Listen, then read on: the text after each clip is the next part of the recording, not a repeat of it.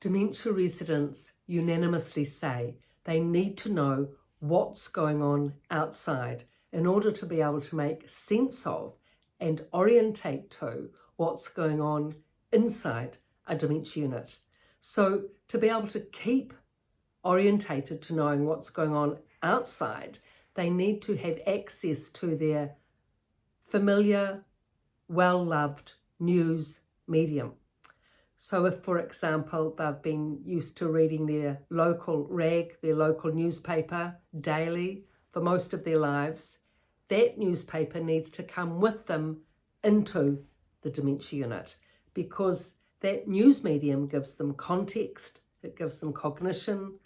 In their leisure time, it gives them pleasure, and often a good 2-3 hours can be spent reading a newspaper cover to cover. And that's a good amount of quality time that person can be thinking and going through things and enjoying that time, say for the whole morning or afternoon at a dementia facility. So you're not going to give a newspaper to someone that doesn't enjoy reading the newspaper. They won't either have the interest in it, they won't get pleasure from it, and they probably haven't developed the cognition to read it.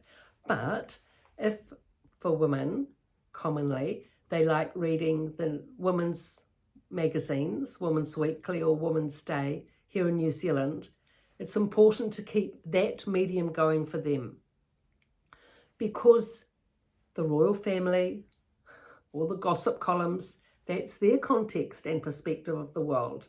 That enables them to understand the outside of what's going on, and they'll bring that right to the dementia unit, no doubt.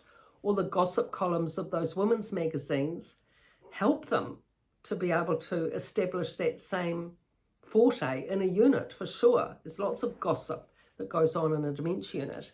And it's also important to continue the same magazine and formatting that the person is used to. So if they've been reading Women's Day, keep it at Women's Day, the subscription, not to change it to Women's Weekly or some other format, because everything that's familiar, the layout, the editorial piece, the presentation, the colours, the gloss, the order, the themes, the topics, what the resident has been used to that is familiar, it's so much easier for them to tap into and enjoy, whereas a completely new layout would just be too confusing. Now, with the topics, of course, with the news medium that you're now, say, employing for your parent, so say if it's your father, he's got a newspaper subscription. If it's your mother, she's got a Women's Weekly subscription. At the same time, not just with the reading, but employ other activities to embellish that.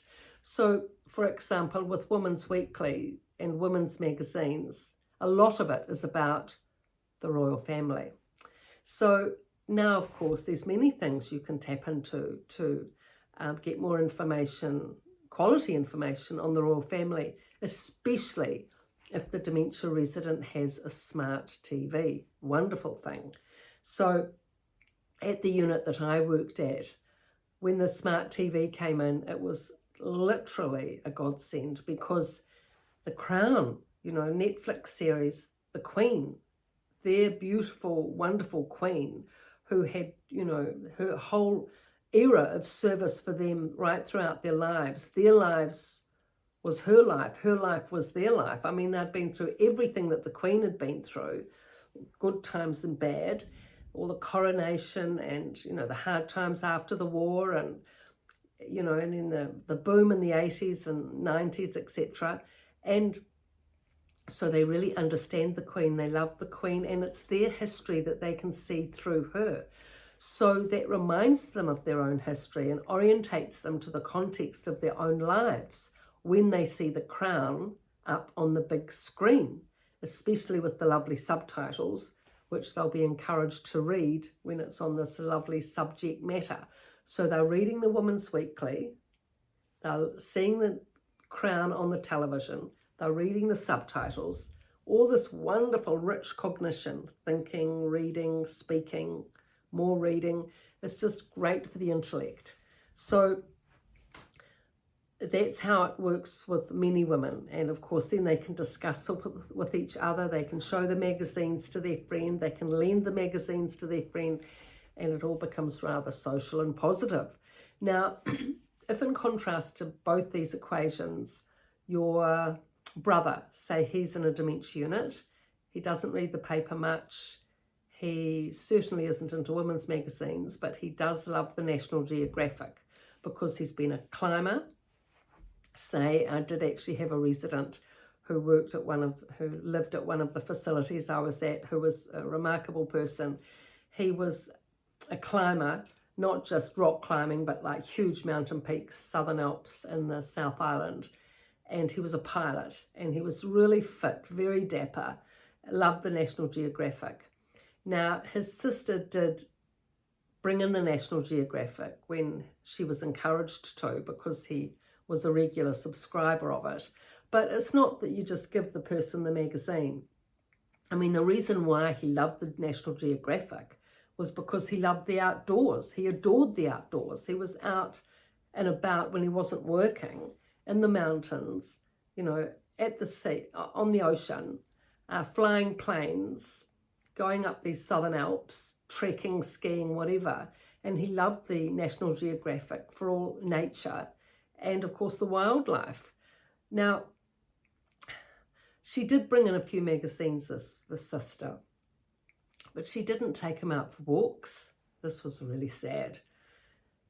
He was so fit when he came in, really, and there was no one there to take him out for walks, and he was just so confined to this really limited place with 30 other elderly people, him as the younger, fit, strong person, not able to get out, and she didn't take him out. And I did actually question her as to why his friend that he went climbing with didn't take him out, you know, for walks and things. Wasn't there someone in the family, friends or family or nephews or nieces or someone that could take him out? And she just said that he'd come in once, the friend, to see him, but he just couldn't take it.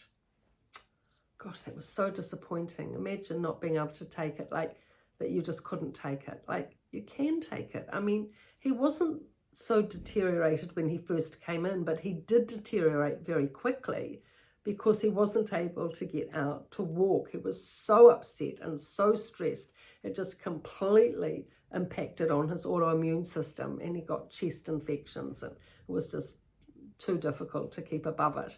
So that's why it needs to be looked at, the person, in terms of what their interests, hobbies and contexts are. Like, if you're an outdoors person and you love walking and you love nature, when you come into the unit, you'll want to continue being involved in that.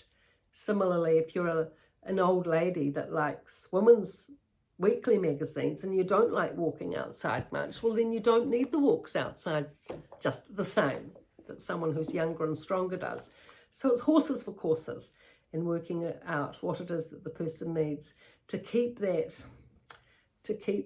vitality going for them, you know, to keep their prime interests, and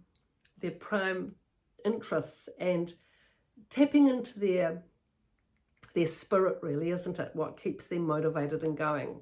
And if you can do that, it's such a service to be able to help them, the person, have some quality of life at a dementia unit. But if that can't be done and isn't done, it's very difficult for the person to be able to manage. So I've written about these topics at length in both books, The Resident's Voice from a Dementia Unit and The Resident's Rise. The Resident's Voice, everything you need to know for a relative going into a dementia unit, everything you need to know for when they're in the unit, The Resident's Rise.